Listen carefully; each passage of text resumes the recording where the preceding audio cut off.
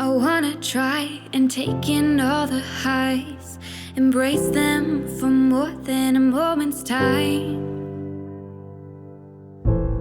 I want you, please don't move when I push you away. I know I contradict myself some days, but will you ride the lows with me? Welcome to Mental Health News Radio. I am your host, Kristen Sunanta Walker. Our goal is to help discussions about mental health be a regular part of your daily life, no different than discussions about physical health. Mental illness can be a topic of discussion under the umbrella of mental health, along with so many other topics. This show is the original program on mentalhealthnewsradionetwork.com. Our network of shows are played in over 180 countries and cover more topics under that umbrella than you can possibly imagine. We were talking about mental health long before it became cool and popular to talk about, and thank goodness it has become so popular. We have incredible guests, advocates, patients, experts, people. Thank you for tuning in and enjoy our intro music, a song named Lows, written by Aubrey Toon. You can find her music at www.aubreytoone.com. That night when I started praying, I cried, will you ride the lows with me? Will you ride the lows with me? When I'm down, my vision gets blurry. Hey, listeners, I have such an awesome show for you. We're going to talk about two women that are doing a podcast, and Dia and Brana, and we're going to get into it. Like, what is it? And why is this so important? And how awesome women are, just in, my humble opinion. Anyway, hi, you guys. Welcome to the show. Hello. So tell us the name of the show and a little bit about yourselves. So Okay, our pod. Oh, Brana, do you want to go? No idea, you got it. Okay. So our podcast is titled YANA, and it abbreviates for "You Are Not Alone." I love that. And you're both in high school up in Pennsylvania, right? Yes. Awesome. We won't give out your exact address or anything, but you guys are up there. So what made you want to start a podcast? And you're doing it with the help of, or, in coordination with your high school, right? Yeah, so Dee and I have always really been interested in like audiovisual media, and so we started this school-based podcast. It was called like The Lion's Den, and it goes with like our school mascot. But we wanted to do something that like we were both really passionate about, because yes, like we do love school spirit, but we want to do something like mental health based, because we really feel like, coming from such a young audience, especially like women as well, would just show like a very strong message. So we want to do something mental health based. And so we were thinking, what if we combine the two and do like something with mental health and audiovisual media? I love it. And your teacher, you'll have to talk about her. I know she has a podcast on the network that we've done a show together, but tell us her name and how you all heard about the network and all that good stuff. Yes. So her name is Mrs. Grimes, Mrs. Amanda Grimes. She is a wonderful, wonderful, wonderful person. She's also an author as well. And we actually were interviewing her for Yana, and then she mentioned the Mental Health News Radio to us because she thought that it would be a wonderful platform to share our interests and share our show, because she thought it would resonate with the audiences listening. So that's so cool when you have cool teachers. It makes yeah, such a difference. When you know them like a little more personally than you normally would, it helps with that whole teacher-student relationship, don't you think? yes, Yeah. Like you're like, oh, this is a person. Mm-hmm. Yeah. Because I know, like, when I was in 7th grade, I remember that I saw the best human ever was one of the women that worked in the cafeteria serving lunch. And I saw her. I loved her. Oh my God, she was so awesome. And then I saw her at the grocery store, and I was like, oh my God. Like, in my 7th grade brain, I thought she lived at the school, I guess, in the cafeteria. Yeah. So it's kind of good to be like, no, these are people. They have families. So tell me, what does your school have in terms of mental health support? So I So- would say, oh, sorry. No, you go, and then I'll add on to it. Okay, so I would say, so our school offers like a pretty good mental health program. Like we have therapists and like people you can talk to, and guidance counselors. And Dee and I actually just got in charge of like a mental health committee at our school. So we go like to different classrooms and we do like mental health, I guess, based activities and things like that. Oh, that's so great. Because in my school, back when, the Flintstones were rocking it, there was no one even knew the words mental health. That was not, we're talking back in the 80s, early 80s. So there was nothing like that. So when I was talking to you guys and you were telling me, well, we had this whole mental health thing, I was like, what? Like, what? That's amazing. I can't even fathom what that would be like to have your whole school, behind you in that. How have you guys felt, doing the shows and the kind of getting the word out within the school? How's that been for you all? So I think honestly, it's been pretty good because we have very supportive like teachers, and the school environment is very supportive. And we have been working with like different like the counselors in charge of mental health, therapists at our school to get more of our messages across to different places like in our like community. So it's been going pretty well, and they're very supportive of it. And they're very impressed at the idea that we even like created this podcast and want to spread the message of mental health to our community. Yeah, I mean, as you both know, it's so important, and especially with social media. I mean, you guys probably don't remember really life without that, right? Yeah, I feel like honestly, like I feel like even since I was like 6 years old, I've known about social media. Yeah, I mean, in the beginning, it was just a bunch of idiot parents like me putting stuff out there that like you should not put on social Like Facebook and stuff. Yes, like the Facebook for grannies. Yeah, it was really pathetic. And then I had to go in and delete all this stuff because I was like, what was I thinking? But yeah, it's an interesting space to be in and to just grow up with that. That's just part of your life.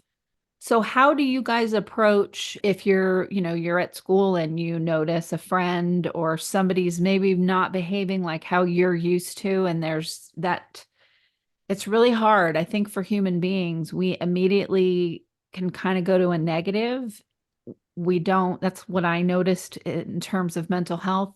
Instead of taking a break, taking a breath, and saying maybe there's something else going on. So how is that with you guys, with friends and family and stuff, with kind of your awareness of, oh, this might be something beyond just somebody having a bad day? Do you want to elaborate, or do you want? Oh, I can elaborate a little bit. Okay. So honestly, I think sometimes, yes, like it is a bad day, but like because mental health has become such a prominent thing, even like especially at our school too, that is such a big thing. I think it's more about like the behavior pattern because I feel like yes, someone's having a bad day, but if it's going on for like a couple of weeks or even like more than weeks, you know that it's like something going on that like maybe they're too scared to like say, or they think they're going to get judged, but like we want to create that atmosphere that like they're not going to be judged, that it's normal to like that we want to like break that stigma, and it's normal to like feel like this, and that like you're going to get help in one way or the other. So Do you feel comfortable just talking about mental health? Like, oh, hey, I'm gonna, go get a sandwich for lunch and let's talk about depression. Like, is it that natural, or do you still sort of pause.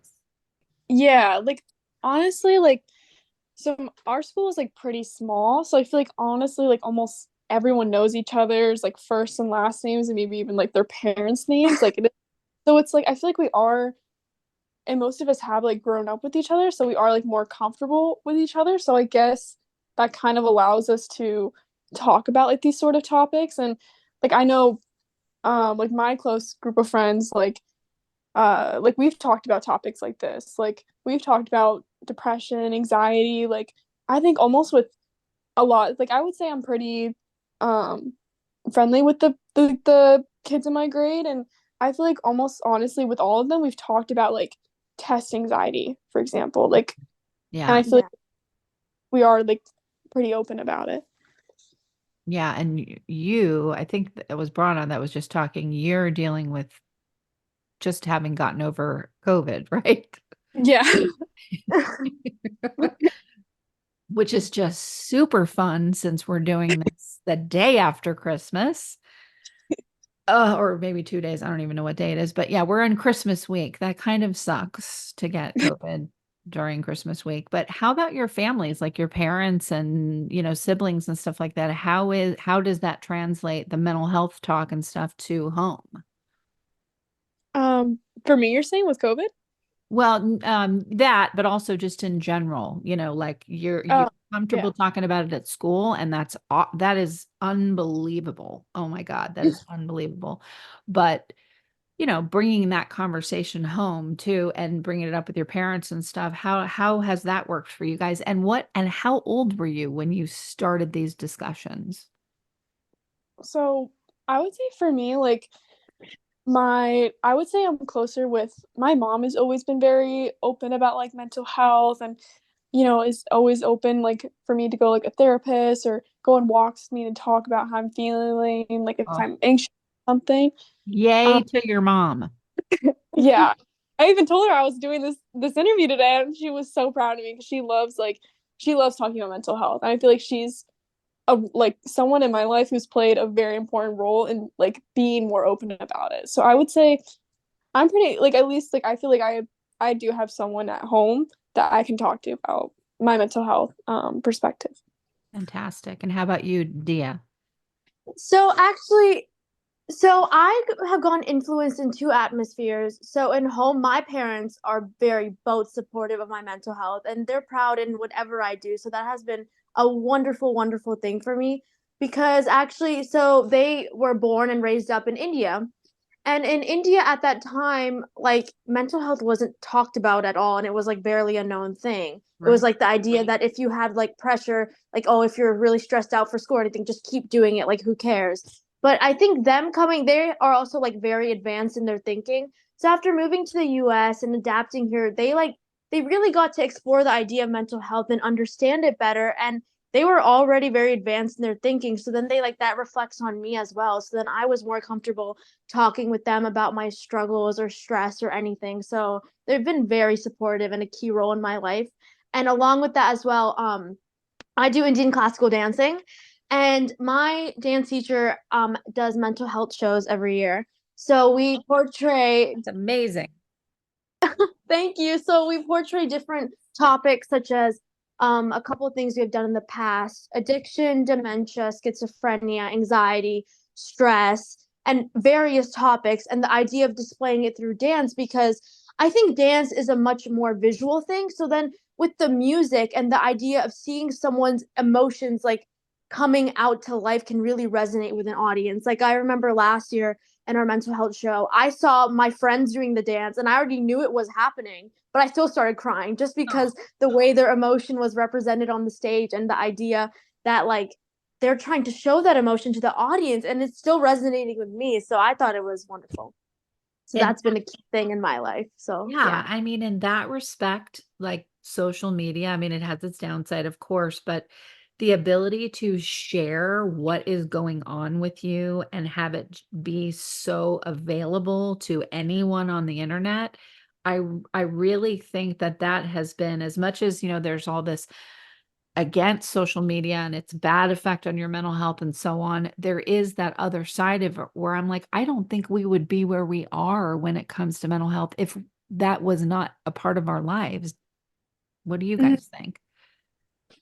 I mean, I think, yeah, like what you said earlier, I agree with how social media has like, it has its benefits and it has its negatives. But I mean, I think it definitely gives almost like everyone of like every age group, nearly every age group, like a way to see someone's message and see someone's viewpoint on something, especially mental health related, because it's so like accessible for most people. Absolutely. I mean, it used to be, well, this will make you guys laugh because you're so steeped in this. This is just part of your experience, which is great. But I remember even like a couple months ago, I was talking to someone and they were really freaked out. And I said, they have bipolar disorder. And I said, listen, I don't normally tell new people about my network because people can get a little weird sometimes, but about that. But I was like, listen, you really need to listen to these shows. And the one with your teacher was one of the shows I said you should listen to Hold Fast Radio because it's really good. And there's other shows. And their reaction was, oh, what's wrong with you that you would choose to have a mental health network? Oh, I thought, wow, that's interesting. There's still stigma. Like wasn't mad or offended. I just thought, okay, I still have more work to do, Yeah. because it is so talked about. I mean, I would bring it up getting my nails done or getting my hair cut or whatever, and I would kind of use that to take the temperature of the salon, because you go to a hair salon or get your nails done or whatever, and everybody's mhm. just blathering about you know daily life. And when I would drop a bomb like, well, anxiety, everyone would get super quiet. Oh, Mhm. And now everybody chimes in. Like I end up with everybody in the salon around my chair Mhm. talking about bipolar disorder and anxiety and autism and depression. And I'm like, wow, this is fantastic. It's just like breathing. It's like what you guys have experienced. It's fantastic. Mhm. I But know. I feel almost every person now. I feel like to kind of bring it back to like the social media point. Like honestly, maybe social media has helped with that. I feel like it has helped like to show people that almost everyone in some way is affected by mental health. Like even if it's like the littlest or the smallest amount, I feel like almost every person has been affected by it. I completely agree. Like, I think that social media, yeah, like it can have its negative effects, but in that aspect, that like it's the one way that you can connect with others around the world too. Like, it's not even just like in like the U.S. because social media is like a global thing. So then you can connect to other people that maybe they live in a completely different country, but they can help you in ways that like maybe like your family can't even help you in that sense. Like, so true. because they can really understand what you're going through. So. I know I love getting messages and stuff from people. I have friends all over the globe from doing this. And yeah, it's like their life is completely different than mine. And yet we totally relate, Mm-hmm. which is, the point with that communication. Do you feel like COVID had a big boost around people really getting it that everybody is affected with mental health stuff?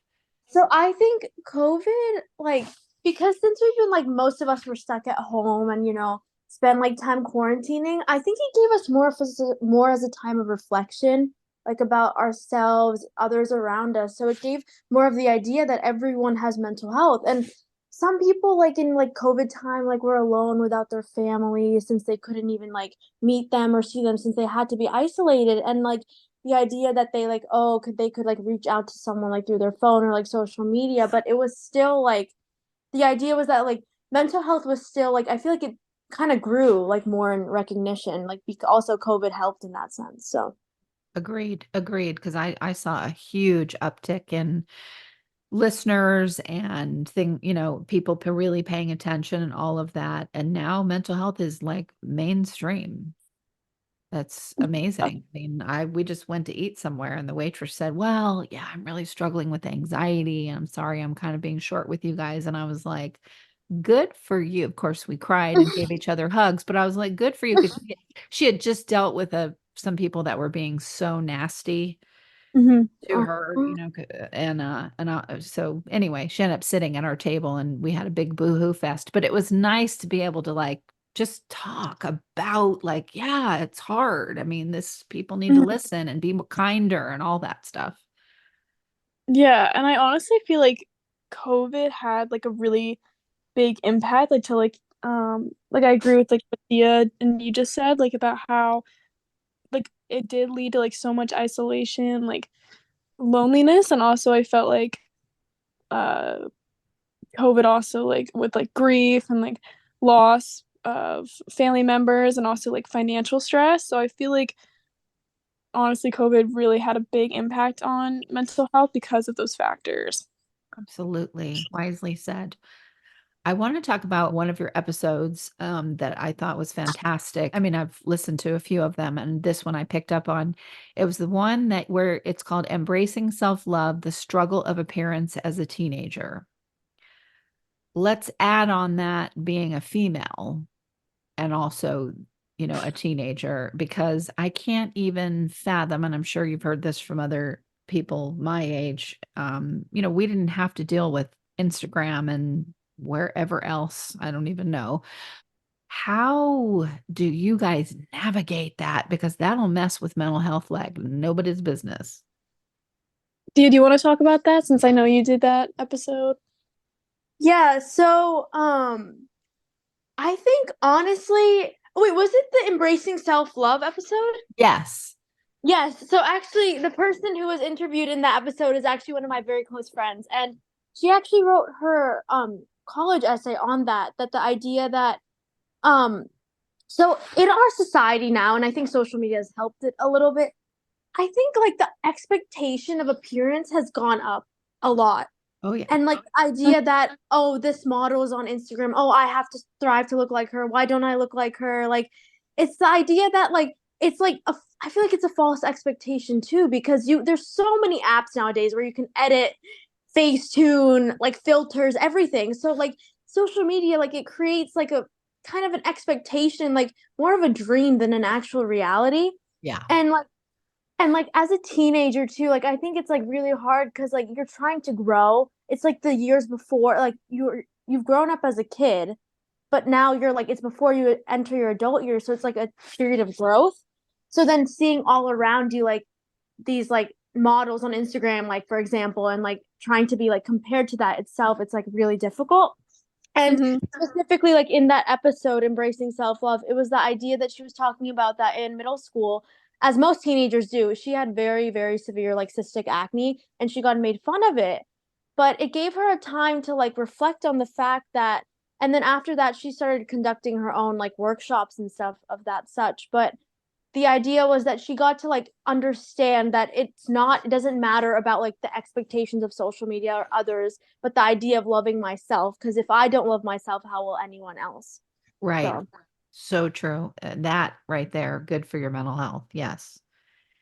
It's hard. It's hard for men too, believe me, but it's also really hard for women because, yeah, and it was before social media. I mean, magazines, that was where we went, magazines and, all of that stuff. And it's like, oh man, I'm looking at this and I do not look like that. Well, you know what? Neither does the model.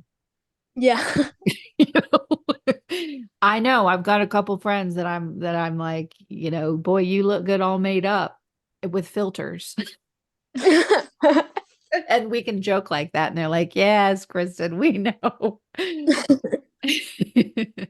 But yeah, it can really mess with you and how you view yourself at a time when you are just learning how to embrace who you are and they're changing so much. I mean, it's a little bit nuts to try to live up to these ideals. And also that perfect picture. Like you forget, oh yeah, this photo that was taken at a beach and someone's just looking like they have a perfect life. Well, okay, that was a moment. That was a moment in time. They could have been screaming 5 seconds after that picture was taken. Mm-hmm. Exactly. We had a family photo that a friend of mine who's been on the show many times, she sent it out and everyone went nuts about how great it looks and how wonderful her family is. And to us, her friends, she said, oh my gosh, literally, we all were screaming at each other at the table. And then my brother stood up and said, okay, Christmas picture. And we all smiled. And then as soon as it was done, we were like, and listen. So just remembering that, like, that is just a moment. That is not like the full 3D view of what's going on in somebody's life. Mhm. Yes. Yeah, And like oh, sorry. oh no, Rana, you go. 'Cause I saw someone, so this was like before I met them and like in person and really got to know them. So there was someone that my age, and I always thought like this person had like a perfect life. Like maybe not perfect, but like I was like their life seems so happy. Like they seem so happy all the time. Like they're always going out with their family. And then we grew pretty close. And like she was telling me, she was like Brana, like honestly, like this is like the most depressed I think I've ever been. And I was like, Yeah. really? She's like, yeah, like I honestly, like to me, I was like, I'm just faking it. Like it just like it sucks. And I was like, I was just in shock. I was like, because I feel like social media helps you just paint this like perfect picture. Right.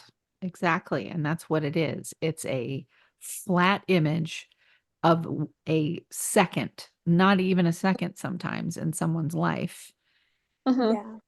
Yeah, it helps to think about it. I got off of it after just diving into it, and then I realized how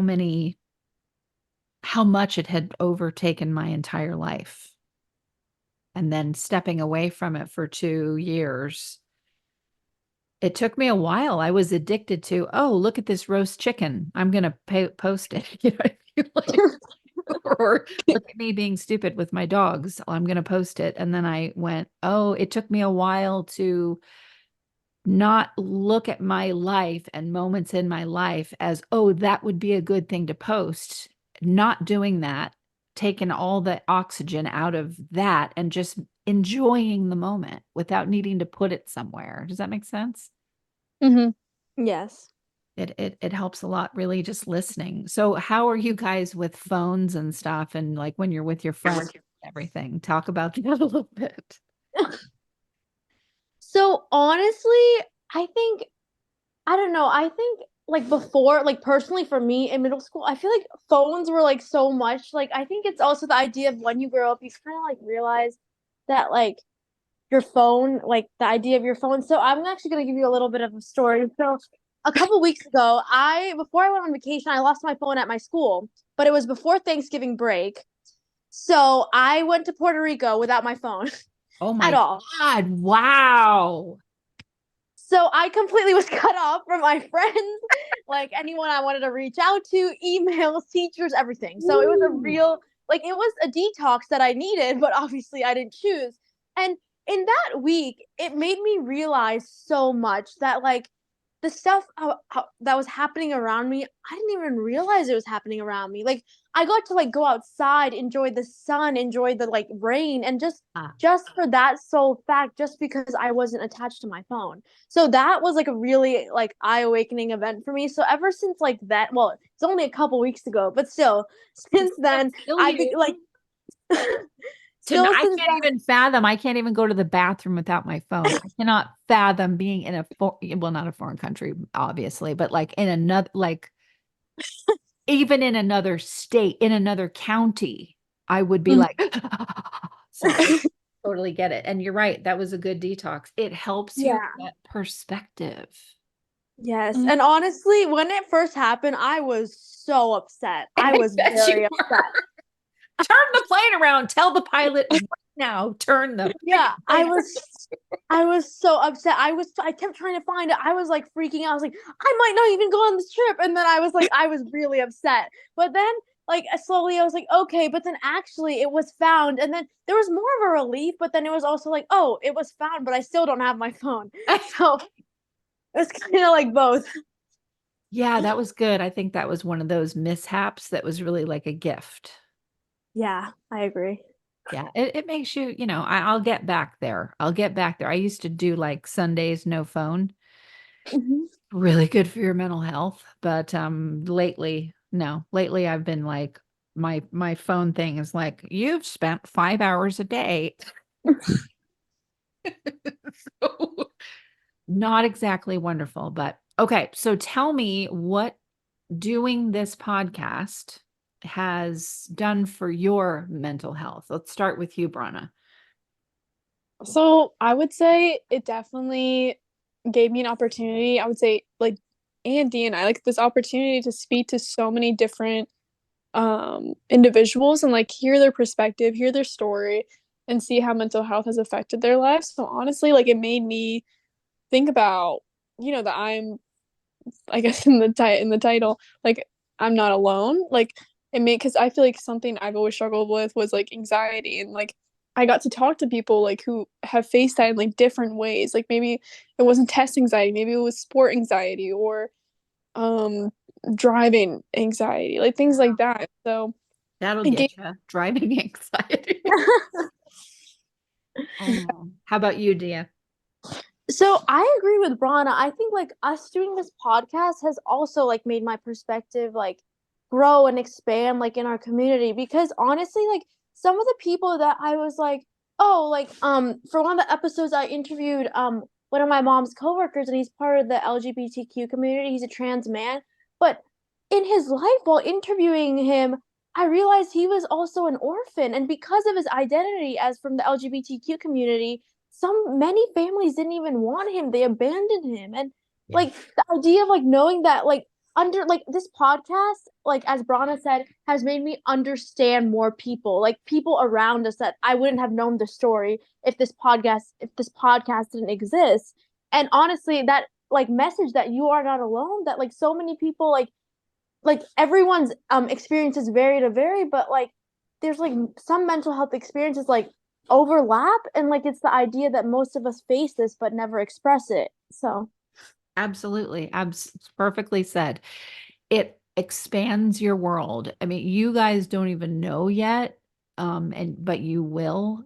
The world that will be open to you, that is open to you as you, go to school, further your schooling, or go into the workforce, whatever you guys are going to do, after high school.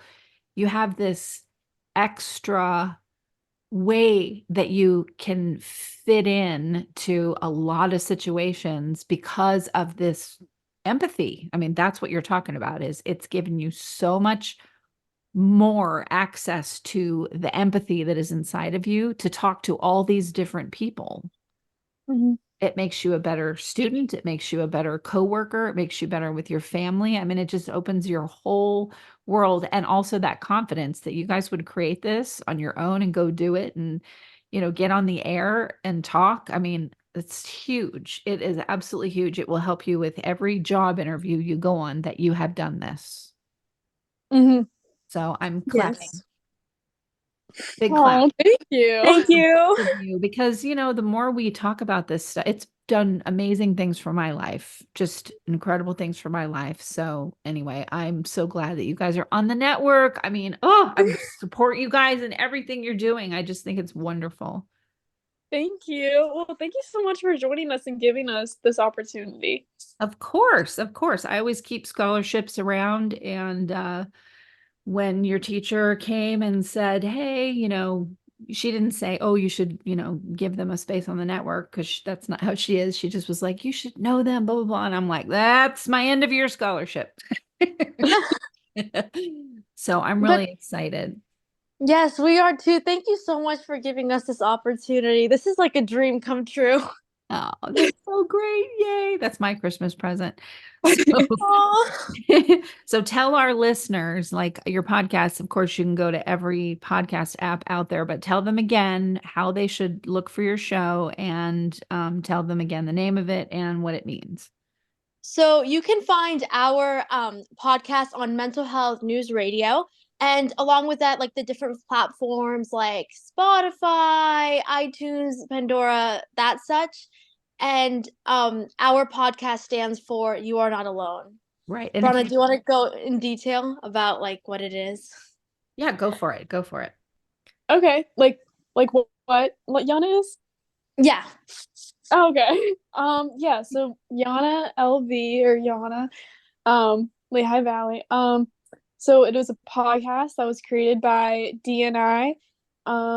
We were both very interested, and we still are very interested in mental health, and we both had these very different viewpoints, I guess, and on mental health and really how it has affected us. And so we we want to show others that they're not alone. I was trying to figure out. What to say. Exactly. I love it. And then, and, you're real people. We don't like mess up. We don't edit out anything unless we absolutely have to. Like if I burp or something, then of course, which has happened. I've been doing this 10. Believe me, that's happened. But anyway, this is great because you guys are just so natural and comfortable, and I'm so excited about it. I want to make sure everybody, when you're looking for their show, type Y period A period N period A. That'll get you there faster. Looking for the show on whatever podcast app you're listening to. So anyway, both of you, don't hang up yet, but thank you so much for coming on the show. Thank you. Thank you so much for having us. Absolutely. Listeners, I love these kind of shows. I just do. So please tune into their podcast, leave 5-star megawatt reviews for them. They're just amazing. And thanks for tuning in. We'll catch you on the next show. But will you ride the low, low, lows with me? Will you ride the low, low, lows with me? One thing you can always count on at Mental Health News Radio Network and my show is that there will always be dogs around. Why? They are natural healers, excellent for your mental health.